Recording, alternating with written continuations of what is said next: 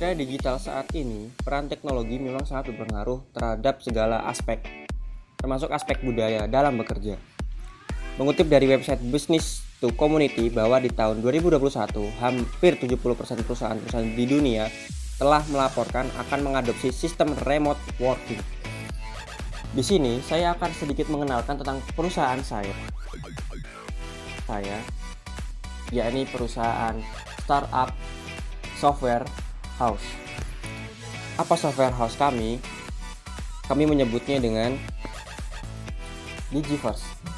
Digiverse adalah digital universe, di mana Digiverse merupakan perusahaan startup digital agensi yang berfokus pada pengembangan kebutuhan media digital yang berada dalam tahap pioneer. Digiverse mempunyai konsep futuristik dan berani bersaing dengan startup yang ada pada saat ini, serta menjadi wadah bagi para usaha lain untuk lebih berkembang. Selain mengembangkan, Digiverse juga membuat aplikasi bahkan dunianya sendiri loh, untuk memudahkan masyarakat Indonesia dalam menjalani kehidupan sehari-hari dengan mengandalkan teknologi yang sudah dimiliki.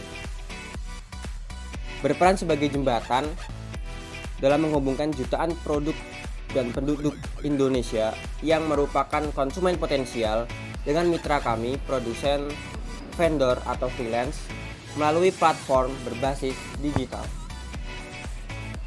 Jadi Digiverse adalah perusahaan software house yang dimana kami di sini adalah para pejuang digital yang ingin membuatkan wadah bagi kalian para bisnis-bisnis kecil untuk lebih mengenal dalam dunia digital dan menyelami dunia digital.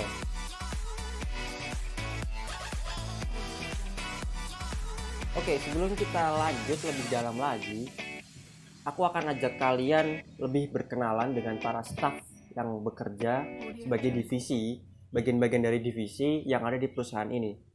Yuk simak videonya. Halo, nama saya Dimas Rinanda. Saya di bidang IT. Saya menyediakan teknologi relevan yang sesuai dengan kebutuhan perusahaan dan konsumen. Untuk di masa yang akan datang, saya akan menggunakan teknologi terbaru untuk mendapatkan fase yang lebih luas ke depannya dan juga melakukan pengembangan. Saya juga memastikan agar keamanan terjaga serta terpenuhi. Perkenalkan, nama saya Alessandro Utoy. Di sini saya bertugas sebagai marketing. Yang pertama, tujuan pemasaran. Tujuan pemasaran yang pertama ialah memberi kepuasan kepada konsumen.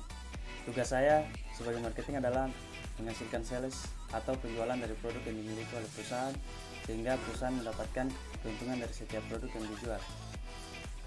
Perkenalkan, nama saya Hilarius Nelson Tenau. Di sini saya bertugas di bidang operasional. Tugas saya memanage jadwal persiapan dan perencanaan pitch check dan juga mengelola pekerjaan dalam startup ini.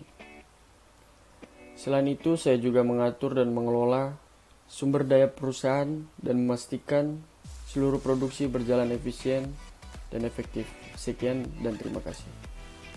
Halo, nama saya Fajar Haryanto. Saya di bidang Chief Financial Officer atau disebut COF.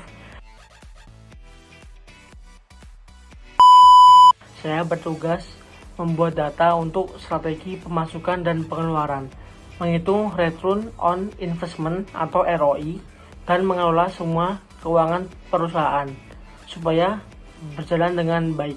Terima kasih.